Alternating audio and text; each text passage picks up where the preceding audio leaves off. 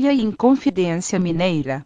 Na verdade, a fome insaciável da federação devora enorme parcela do que é produzido pelos empresários e trabalhadores. Seria mais barato ao empresariado submeter-se à volta do dízimo da Idade Média.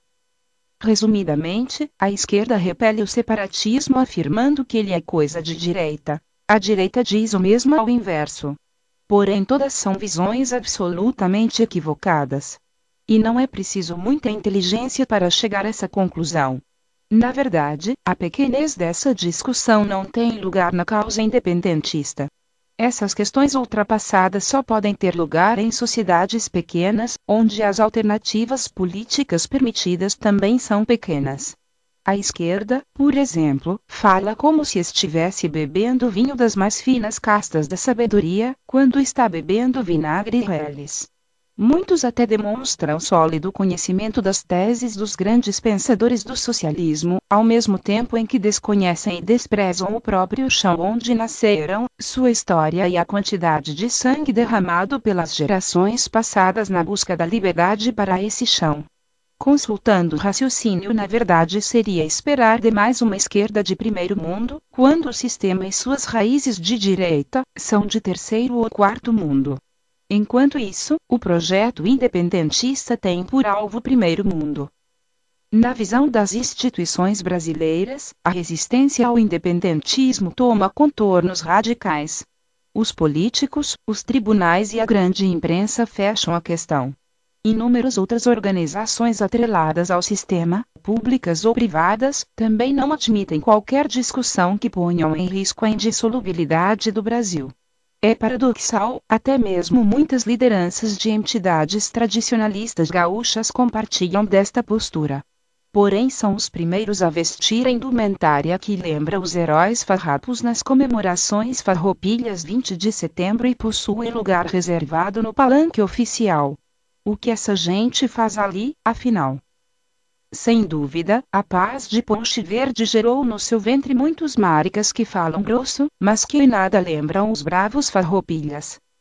Apesar de tudo, uma coisa é certa: se os políticos, na sua quase totalidade, rechaçam o separatismo, e se dentro das instituições brasileiras não existe projeto tão repelido quanto este, também é certo que, no mínimo, ela deve conter muitas virtudes, merecendo ampla reflexão e discussão.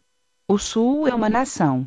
A fim de evitar-se confusões conceituais, prudente é recordar antes que o Estado ou país distingue-se da nação por ser o primeiro uma realidade jurídica, ao passo que a segunda é uma realidade psicossociológica.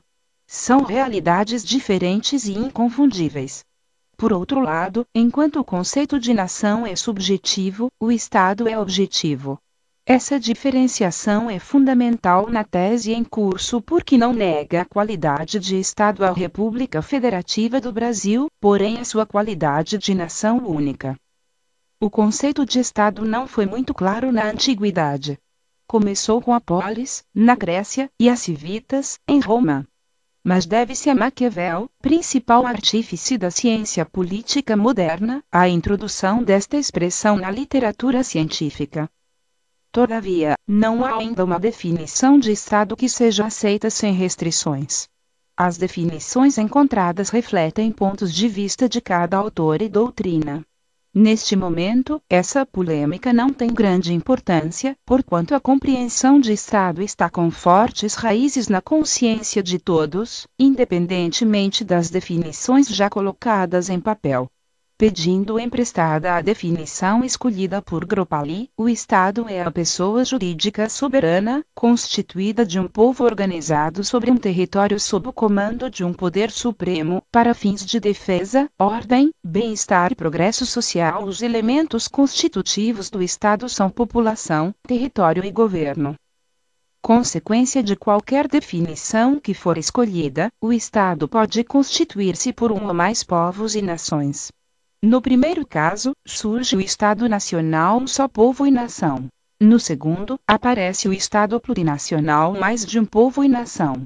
Também pode a nação constituir-se em mais de um Estado. Ora, é evidente que no Estado Nacional não haveria grande sentido falar-se em fracionamento ou desmembramento do Estado para a formação de novo esse Estado S. Entretanto, a situação é diversa quando o Estado é plurinacional, quando a população do Estado é composta por mais de um povo ou nação, destituído de coesão interna e muitas vezes alvo de disputas internas e desarmonias das mais variadas. Sensível a essas ocorrências, o direito internacional público, dando sua contribuição para a paz no mundo do pós-guerra, vem prestigiando sobre todas as outras a doutrina das nacionalidades, segundo a qual deve ser reconhecido a cada grupo nacional homogêneo o direito de constituir-se em Estado soberano. Como observou Delvecchio, o Estado que não corresponde a uma nação é um Estado imperfeito. De qualquer modo, o direito internacional moderno consagra o princípio segundo o qual cada nação deve constituir um Estado próprio. Desta forma, várias questões precisam ser esclarecidas. O Brasil consiste num Estado nacional ou Estado plurinacional. O Estado deve fazer a nação ou a nação deve fazer o Estado. O Estado deve ser fim ou meio da sociedade. Para Hegel, o Estado é a suprema encarnação das ideias.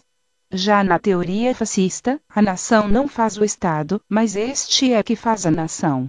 Em nome desta doutrina, a Abissínia e o povo etíope foram anexados como novos integrantes da nação italiana de Mussolini. Ora, se cada nação tem o direito de constituir-se em Estado soberano, se o Brasil é um Estado plurinacional, se a Constituição fixa já no seu primeiro artigo que o Brasil é formado pela união indissolúvel dos Estados-membros, se a cláusula pétrea do artigo 64-I da Constituição Federal proíbe emenda constitucional tendente a abolir a forma federativa do Estado, conclui-se que as correntes que prendem o Sul, e talvez outras regiões, são cláusulas nitidamente fascistas, autorizando a via da desobediência civil, em nome do direito das gentes, do direito subjetivo público e do direito natural, que hierarquicamente estão acima de quaisquer outras leis do ordenamento positivo, tudo somado ao suporte de todas as doutrinas que justificam o nascimento de novos estados soberanos. Essa insurreição, justa por natureza, tem agasalho na própria pregação de Santo Agostinho. No que se liga ao problema finalístico do Estado propriamente dito, duas correntes se digladiam. A primeira quer o Estado um fim em si mesmo, sendo a sociedade o seu meio, assim, desta forma, flagrantemente contraposta à doutrina democrática. Essa doutrina está intimamente relacionada aos princípios fascistas, onde o Estado faz a nação, e não o contrário. Infelizmente, essa doutrina de fundo fascista foi incorporada pelo Brasil, tanto pelos regimes militares quanto pelos civis.